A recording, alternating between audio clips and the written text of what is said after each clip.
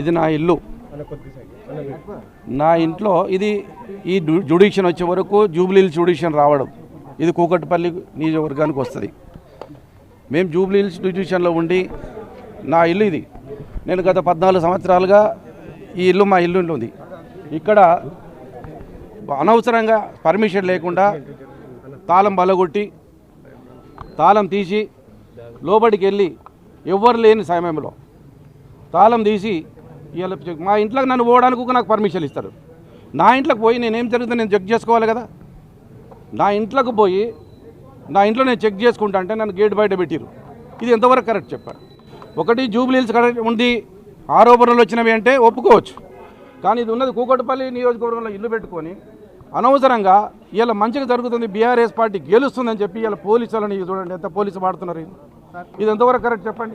ఏ విధంగా పోలీసులను మీరు వాడుతున్నారు? ఏ బేస్లో పోలీసులను వాడుతున్నారు మీరు? అంటే పోలీస్ రాజ్యం మీ ఇష్టం ఉందని చెప్పి మీ ఇష్టం పోలీసులు మాట్లాడతారా? ఇది ఎంతవరకు పోలీస్ డ్యూటీ ఎంతవరకు చేస్తారు?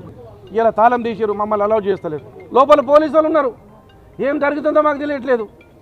ఇలా అబండాలు వేయాలని కావాలని కుట్రతోటి బీఆర్ఎస్ మీద కుట్ర చేసి ఇలా కావాలని చేస్తున్నారు.